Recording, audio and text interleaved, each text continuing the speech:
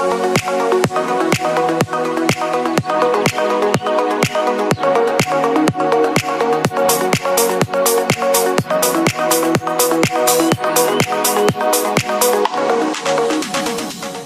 い、それでは、開始させていただきます。はい、コロナウイルスの感染拡大後の影響で、ニューノーマルを見据え、より日本人の生活まいろんな変わりがありました。で、問い合わせ、買い物などの活動をオンラインで、慣れ親しんでいます。コロナウイルスの、落ち着きが見せても、その人手不足の深刻になって、製造業の回復にブレーキをかける懸念が出ています。そういった状況で品質向上、そしてコストを削減できるため、ヘルスケア、教育、特に製造業の、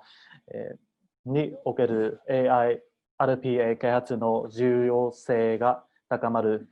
傾向があります。で、AI 開発者にとって優れた AI システムを作成できるため重要です。そのデータセットは数量と品質によって決められますね。はい。で、その数量に関する問題は自社で写真が収集可能です。Google か検索と撮影など。で、またはアウトソーシングも可能ですが、収集するベンダーを雇う、あとは外部データセットを購入することです。これらにより、その数量的な問題が解決するのは、簡単だろうか。はい。次の問題は、品質に関する問題は、注釈につける画像が多すぎます。つまり、かなり大きなプロジェクトの場合は、社内の場合は管理が難しいです。アウトソーシングでも、住宅会社がプロセスが理解しにくいため、管理も難しいです。4年間でさまざまな業界へ出す農業、建設、ヘルスケア、あとはの e-commerce におけて約700万の画像がデータに AI 向けの学習データ作成の事業を行ってきました。その経験で本日、報奨会社として、品質のプロジェクトの流れの管理方法の、側面について AI アノテーションの知識を共有させていただきたいと思います。はい、ベトナムの LQA 株式会社の日本事業部のチョンと申します。で、本日のウェビナーの担当者を紹介させていただきます。コモンコンサルティング COO のハイさん、スピーカーはウォークさんです。本日ウェビナーを最後までご参加するほどお願いいたします。よろしくお願いいたします。はい。こんにちは、Lotus Quality Assurance 株式会社営業部のコックと申します。本日 AI 開発の裏に隠れた秘密、兵器である学習データアノテーション事例から学ぶ成功ポイントというテーマについてお話しさせていただきたいと思います。よろしくお願いいたします。画面を共有させていただきますので少々お待ちください。では始めさせていただきます。ご質問、ご意見などがございましたら Q&A に協力お願いいたします。本日のセミナーの概要なんですが、この流れで進めていきたいと思います。1つ目は会社紹介、2つ目はアノテーションプロジェクトのマネジメントのコツ、最後はクロージング、まとめのポイントです。はじめに LQA 社について紹介いたします。Lotus Quality Assurance 株式会社は2016年10月に設立されました。当社はベトナムの首都ハノイに本社があり、今年の4月、日本支社の設立がやっとできました。場所は神奈川県横浜市です。今年の4月の時点で、LQA の就業人数は195人で、メンナ事業は品質保証テスト、最近ブームになっている AI 分野の品質向上を支援するため、Lotus Technology Service、LTS と Lotus Japan という2つの方針を設立し、データアノテーションとオフショア開発事業も展開いたしました。データアノテーションの事業についてですが、この流れで紹介させていただきたいと思います。実はアノテーション、ラベリングサービスだけではなく、AI 向け学習データ作成サービスのフルソリューションを提供しております。データコレクションからデータアノテーションまでサービスを提供しており、AI 分野の品質向上を支援することを目指しております。データの種類についてですが、画像、文章、動画、音声といった一般的なデータから複雑なデータ、ライダーデータ、MRI、CT スキャンデータのアノテーションプロジェクトを対応することができます。アノテーションの種類なんですが、今ご覧になっていますように、この5つのアノテーションの種類で作業しておりまして、バーディンボックス、ポリゴン、ボディライン、3次元、キューボイド、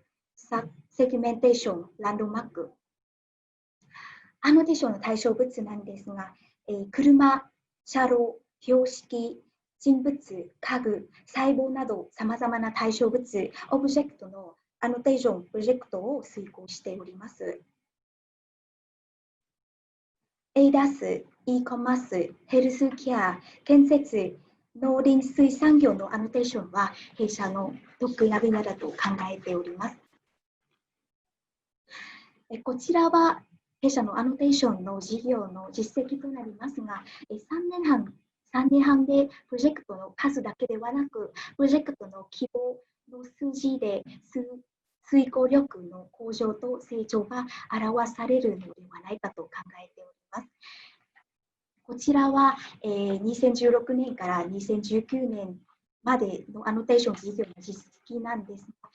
実は2020年現在の時点は約80プロジェクトで約700万のデータをラベリングしてきました。ベトナムの IT アウトソーシングの企業の中、弊社は最も最初に AI 学習データアノテーション事業を展開する企業だと考えられ、欧米圏、韓国、日本などの国際的なお客様から仕事をいただいております。その経験、ノウハウを生かして、弊社の失敗事例、成功事例から学んだアノテーションプロジェクトのマネジメントのコツをシェアさせていただきたいと思います。はい、続きまして、プロジェクトマネージャーの観点からすると、プロジェクトを成功させるために、各段階の予定の注意に払わなければなりません。本プレゼンテーションでは、アノテーションプロジェクトを3つの段階で分けております。準備の段階、実行の段階とプロジェクト終了後の段階。この流れで重要なポイントを述べていきたいと思います。まずは準備の段階なんですが、ロータス QA の経験では、プロジェクトが順調に進むかどうかは、このステージから決まります。すごく大事な段階なんですが、軽く考えられがちなので、こちらの4つの作業、計画作成、ガイドラインの準備、ツールの準備、チームの立ち上げ、ランプアップという、4つのポイントをチェックしていきましょう。計画作成のステップでは、アノテーションを外部ベンダーに委託する場合、はっきりプロジェクトの開始費、納品費、そして検品完了費をきちんと決めましょう。納品の方もきちんと最初から指定しないと、プロジェクトの進捗、生産性、品質管理プロセスに影響を与えてしまう可能性もありますので、最初からベンダーと相談する必要があります。まとめて納品なのか、分割納品なのか、最初から指摘する必要があります。もう一つの重要なポイントなんですが、データ転送のスケジュールです。アノテーションプロジェクトを開始するとき、発注者のデータ準備が全部終わったと限らないので、きちんとデータ転送の計画をベンダーに知らせれば、うまく納品計画、人事資源を調整できるんじゃないかと考えております。ガイドライン作成に関してお客様からこの2つの悩みをよくお聞きしました。マニュアルを作ったものの、データからの質問、やり取りが減らない。ガイドラインに掲載される写真、画像のサンプルはクリアで判断しやすいですが、実際の画像は複雑だ。この2つの課題をどうやって解決できるのか、ロータス教へのアドバイスはコミュニケーションです。きちんと詳しくガイドラインを作成したら大丈夫でしょうかというふうに考えている方もいらっしゃると思いますが、弊社の過去の経験から述べますと、同じガイドラインでもお客様のチームの方は理解が同じではなかった場合もありますので、資料作成のテーマを増やしたら簡単に解決できると思いません。その代わりに、社内のアノテーションチーム、または外部のアノテーションチームと密接にコミュニケーションを取り、彼らの理解が合っているかどうかを確認するために、頻繁にアノテーションの結果、納品物をチェックするのはおすすめです。そして、マニュアル、ガイドラインに掲載されないけれども、注意すべきポイントについても紹介させていただきたいと思います。人工知能を学習させる用のデータなので、開発者からすると、もちろん 100% の精度が欲しいですね。間違ったラベルが付けられた画像をシステムにインプットしたら、賢い AI システムはできないし、自動運転支援の AI などのプロジェクトでしたら、すごく危険な結果が出てしまう可能性もあります。ただ、アノテーション作業をするのは人間、ツールの活用、QA の活動でエラーを減らせると思いますが、100% の精度を保証するのはとても難しいです。なので、AI システムによってアノテーションチームと作業の精度とエラー率について相談すべきだと考えております。普通のプロジェクトでは2から5% までのエラー率で作業しているんですけれども、お客様の要望で 0.5% のエラー率のプロジェクトも遂行してきました。ツールの準備についてですが、アノテーションベンダーの観点からすると、3つのパターンがあります。1つ目は、クライアントのツールの使用。2つ目は、実際開発ツールの使用。3つ目は、第三者のツールの使用。それぞれのパターンはメリットとデメリットがありますが、本日のプレゼンテーションの範囲で、各パターンの課題と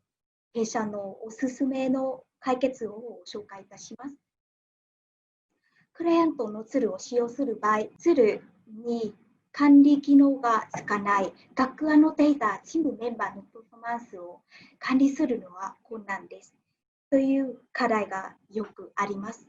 当社の解決方法は、最初からツールに管理機能を追加することを提案することです。もしクライアントの開発リソースが足りなくて対応できなかったら Excel で管理いたします。自社開発ツールを使用する場合、クライアントは特定のアウトプット、フォーマットを求めたら、ロータス QA はどうしますか？アノテーションチームをサポートする開発チームがありますので、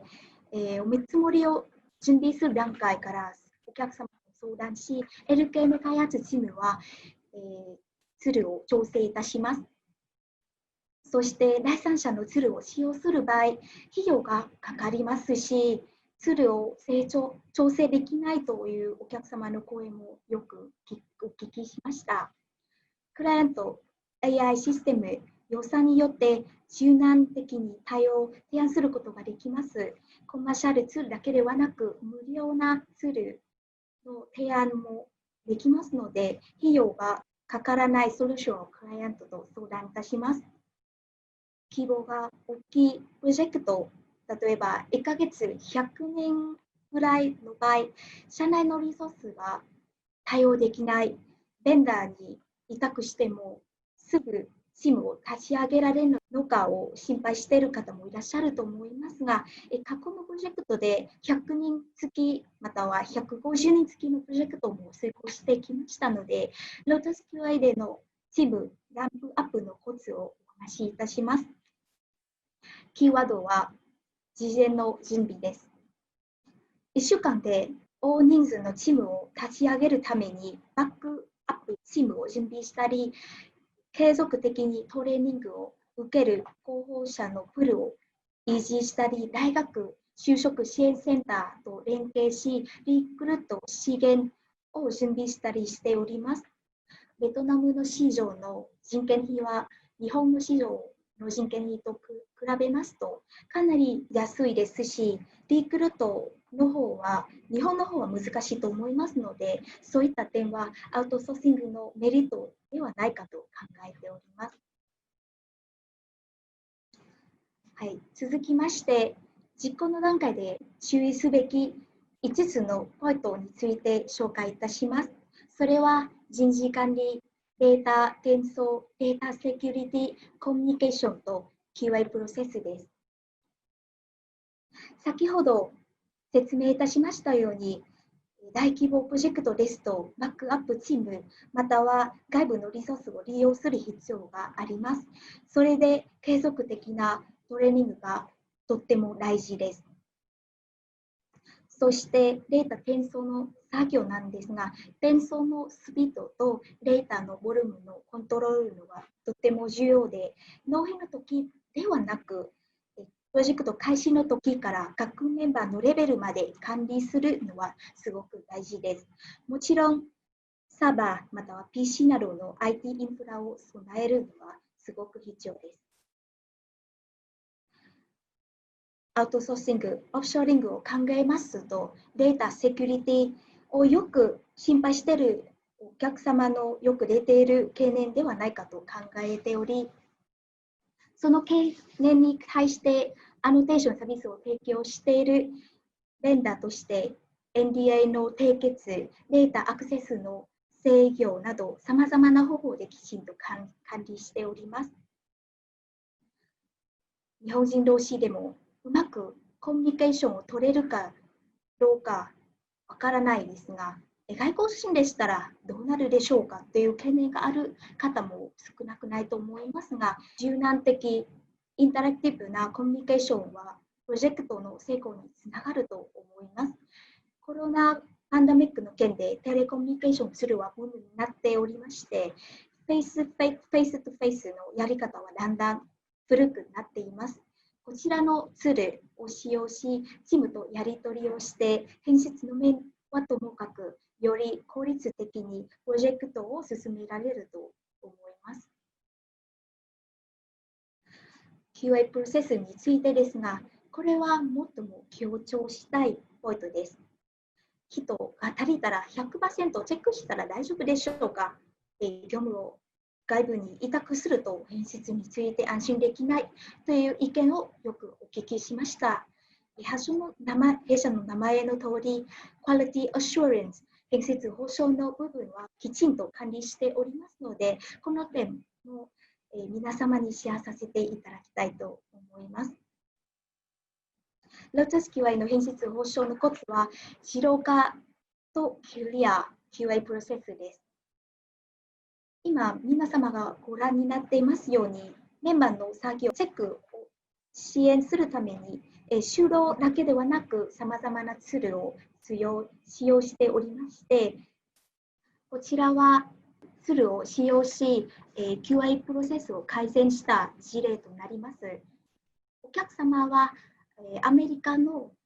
自動運転支援システムを開発している企業で、プロジェクトの概要なんですが、期間は2017年から現在まで続いていまして、アノテーションツールは自社開発ツールとお客様からいただいたツールで、アノテーションの種類はバリンボックス、ポリライ、ポリゴン、そして3次元のデータはライダーアノテーションです。このプロジェクトで目指している目標エラー率は 2% ですが、社内で目指しているのは 0.5% です。こちらは、お客様からいただいた画像ではなく、インターネットで習得したサンプルの画像です。今ご覧になってますように、対象物は結構多いですし、手動でチェックするとすごく手間がかかります。そして弊社の対策は、開発チームにスクリプトを作成してもらって、アノテーションチーム、QA チームはこのスクリプトを使用して、メンバーの成果物をチェックすることにしています。こちらは弊社の QA プロセスなんですが、今年から4つのラウドでメンバーのアノテーション結果がチェックされております。自分のレビュー、そしてクロスレビュー、リーダーのレビュー、最終の品質検査、客観的にチェックするため、最終回のチェックはメンバーだけではなく、別の検査 QA チームが担当しております。最後となりますが、プロジェクト終了後、品質を向上するため何ができるでしょうか。アノテーション業者として、プロジェクトが終わりましたら、お客様満足度調査に記入していただき、その後、内部の会議を行い、プロジェクトの結果、チームのパフォーマンスを評価したり、分析したりしております。このやり方は、ベンダーであるロータスクエアだけではなく、皆様のところでもぜひお試しください。最初からプロジェクトの各段階で注意すべきのポイントを述べましたが、まとめて言いますと、この4つのキーワードを覚えていただければと考えております。人事資源の準備、自動化ツールの使用、QA プロセス、そしてコミュニケーション。1時間の程度で皆様に全部伝えられないと思いますので、お時間がありましたら、ロータス QA の YouTube チャンネルの動画をご覧になっていただければと思います。毎週の金曜日、テストまたはアノテーションに関する動画をアップロードしておりますので、チャンネルへのご登録をお待ちしております。動画の言語なんですが、ベトナム語、英語、韓国語だけではなく、日本語の字幕も用意しておりますので、ご興味を持っていただけましたら、ぜひご覧になってください。私のプレゼンテーションは以上となりますが、ご清聴どうもありがとうございました。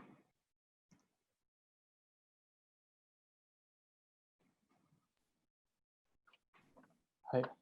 カオさんの説明どうもありがとうございました。続きまして、本日のウェビナーの分は Q&A でございます。皆様はもしご不明なところ、あとは質問などがございましたら、気軽にお願いいたします。はい、で説明するうちに、いくつか質問が、いただきました。でも、セキュリティの問題で、ご説問したお客様の個人情報を公開しなくて、内容のみ読ませていただきたいと思います。ハイさんとコフさん、この動の回答をしていただきたいと思います。はい。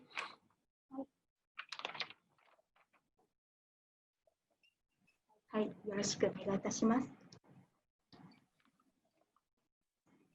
はい、一つ目は、ですかね、読ませていただきたいですね。はい、アノテーションを作成するためにどのようなツールを使用していますか？この質問は私から回答させていただきたいと思います。弊社で使用しているのは、プロジェクトによってさまざまなツールを使用しております。先ほどご説明いたしましたように、3つのパターンがありまして、もしクライアントがすでに準備するツールがありましたら、弊社から対応することができますので、クライアントのツールを使用する場合も、多いですし、そしてもし開発のリソースが足りなく、ツールの開発できなかったら、弊社からツールの調整をさせていただきます。そしてプロジェクトによってお客様の要望、予算によって、またさまざまな、コマーシャル、無料なご提案もできますので、またケースバイケースで相談させていただければと思います。はい。で、その先の質問がもし、まだ満足していないところがございましたら、お客さんはメールで問い合わせください。いつでもお聞かせくりお願いします。次の質問が、はい、よろしいでしょうか。はい、次の質問は、各プロジェクトで、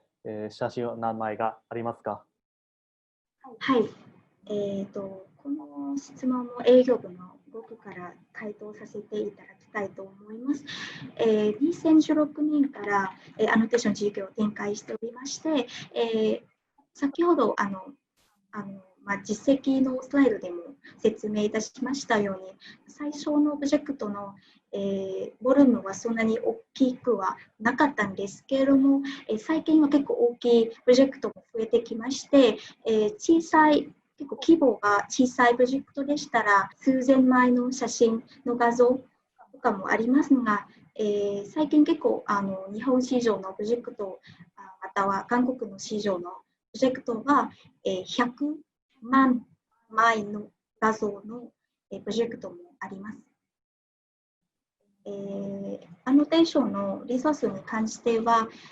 先ほども紹介いたしましたように、いつでもバックアップチームと、広報者のプールを用意しておりますので、お客様の、要望、予算によって、柔軟的に対応することができます。はい。で、次の質問ですね。アノテーションのチャット品質をどのように、評価していますか？この質問は弊社の COO、ハイさん、から回答させていただきたいと思います。大変申し訳ないですが、ハイさんは、日本語は対応できないので、ベトナム語で、説明させていただき、その後私が日本語に訳することにします。はい、お願いします。Để đánh giá được chất lượng của annotation ấy, thì chúng tôi dùng một hệ thống để các nhân viên để thực hiện quá trình review và inspector.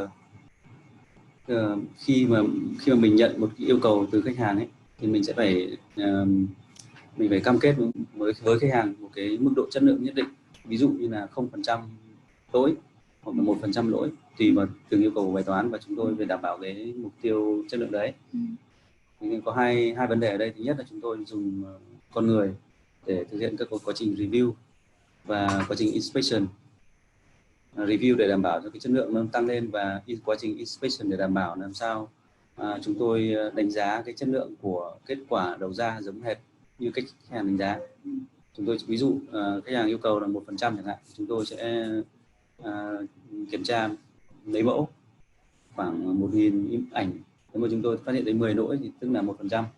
Nếu một trên 10 lỗi thì chứng tỏ là cái chất lượng của cái package nó không đảm bảo. Chúng tôi sẽ phải tiếp tục thực hiện quá trình chỉnh sửa lỗi cho đến khi cái việc đầu ra nó đảm bảo đủ % theo cái tỷ lệ chênh mẫu. Thứ hai là trong khi kiểm soát dự án thì chúng tôi cũng đang cố gắng sử dụng công cụ để check lỗi, để làm sao giảm thiểu cái tỷ lệ lỗi, để giảm thiểu cái effort của người làm annotation, bằng cách phát triển các cái tool để kiểm tra nhằm phát hiện ra những cái lỗi sớm và phát hiện ở cái khâu cuối cùng. Thì hai cái biện pháp đấy chúng tôi đã sử dụng để làm sao đảm bảo được chất lượng đầu ra cho khách hàng. 対して回答させていただきたいと思います。品質管理の部分は、先説明しましたように、確かに契約書とかガイドラインに掲載されていないんですけれども、最初の段階から、お客様と、そのエラー率とか作業の精度と相談して、例えば、弊社でよく対応しているのは、2から5%のエラー率で、相談してからそのアウトプットの品質を保証するために2つの方法で管理しておりまして、1つ目の方法は、手動人間の力で、弊社では、各メンバーのチェックだけではなく別の、インスペクション検査のチームがありまして、もう1つの方法は、先ほど説明いたしましたようにツールの使用、効率的に、プロジェクトを進めるために、手動だけではなく、自動化ツールの使用を力を注いでいますので、弊社の開発チームにさまざまなツールを、開発しておりまして、最後まで納品の時までチェックするだけではなく、早い段階でエラーを見つけてすぐ修正することを目指しております。その2つの方法でアノテーションの品質を管理しております。続きまして、もう一つの質問いただきました。20人月の大きなプロジェクトの場合、準備はどのくらいの期間がかかりますか？はい、こちらの質問はまた、はい、オペレーションチームから回答させていただきたいと思います。Với 20 người thì một dự án 20 người thì chúng tôi thường mất khoảng 1 tuần để có thể start dự án, tùy vào tính chất, thường là 1 tuần. Với những dự án khó thì thời gian training dài thì có thể hơn một chút, nhưng cũng có thể có những dự án dễ thì chúng tôi có thể start được ngay chỉ trong vòng 2 đến 3 ngày. Trong thời gian chuẩn bị 1 tuần đấy thì các bạn làm những cái hoạt động như thế nào? Thứ nhất là chúng tôi tập hợp team, tập hợp lực lượng cho team, nhân sự cho team. Thì thường là công ty đã duy trì sẵn một danh sách các cái nhân viên cộng tác với công ty rồi, để chúng tôi có thể yêu cầu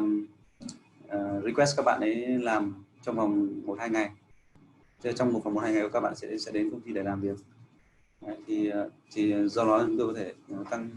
có thể tập hợp được cái nhân sự lớn trong thời gian ngắn, tầm 20 người thì chắc khoảng 3 ngày thì chúng tôi sẽ có đủ. Sau đấy thì chúng tôi sẽ thực hiện training tùy từng dự án. Có những dự án dễ chẳng hạn như chỉ vẽ bounding box thì sẽ chỉ tốn khoảng 1 ngày của chúng tôi start, thì tổng cộng sẽ khoảng 3 ngày. Có những dự án khó, những dự án liên quan đến ADAS, lái xe tự động ấy, thì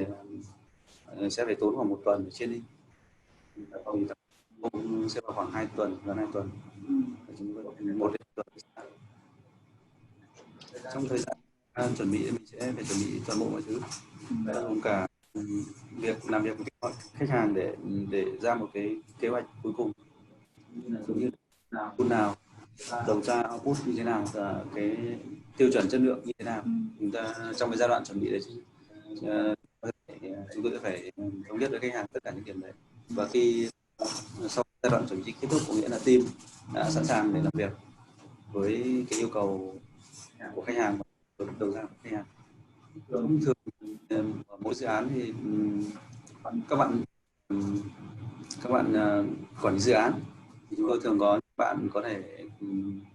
nói được ngôn ngữ của khách hàng, ví dụ tiếng Anh hoặc là tiếng Nhật, khách hàng bằng tiếng Nhật. Thì chúng tôi thường là có thể họp mặt theo định kỳ hàng tuần và có báo cáo hàng ngày. Khi mà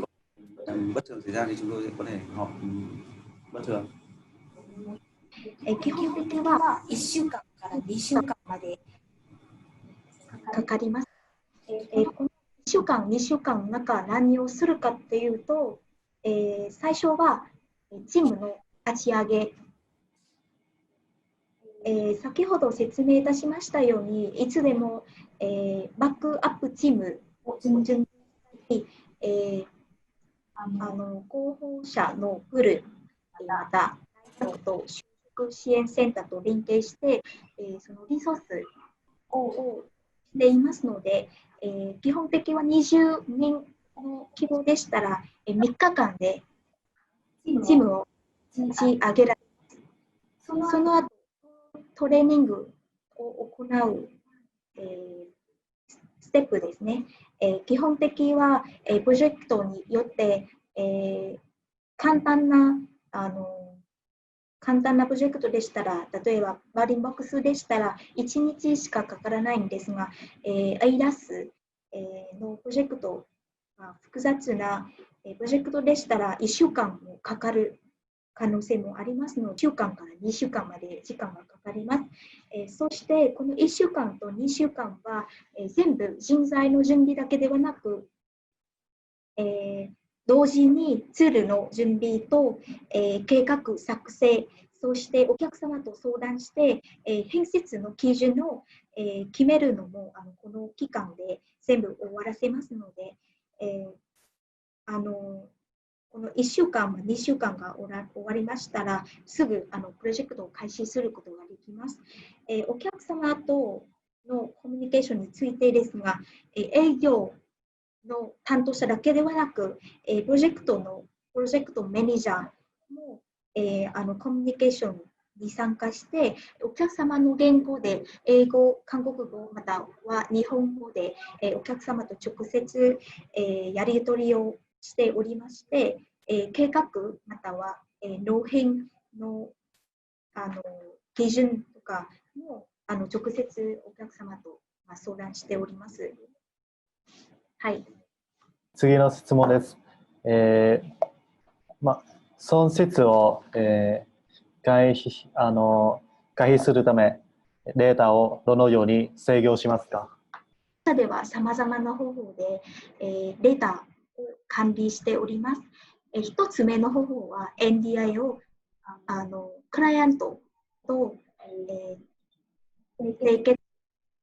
そしてNDI を締結して、2つ目はデータアクセスの制御。例えば、USB の持ち込み、または、作業のところで写真やビデオの撮影、またはパソコンの価値返りを検視することにしております。最後のファイルでコンピューターの制御をきちんと厳しく制御しています。日本のお客様だけではなく、欧米圏のお客様と、韓国のお客様と、やり取りをしてきましたので、やはり各国の基準は違いますので、頻繁に、密斉にお客様と、コミュニケーションを取り、お客様の希望、お客様の期待に応じて、またセキュリティの面もきちんと管理しておりますので、またこれ以上のセキュリティのレベルを求める方がいらっしゃいましたら、いつでも弊社と相談することが可能なので、ご安心ください。どうもありがとうございました。ですね、先の質問は最後の質問となりました。残り分はメールにて回答させていただきたいと思います。弊社から回答、あとはもしよかったらですね、資料も添付させていただきて、送らせていただきたいと思います。はい。で、この度のウェビナー、ここで終わりです。ご貴重な時間を作っていただき、誠にありがとうございました。はい。これからもよろしくお願いいたします。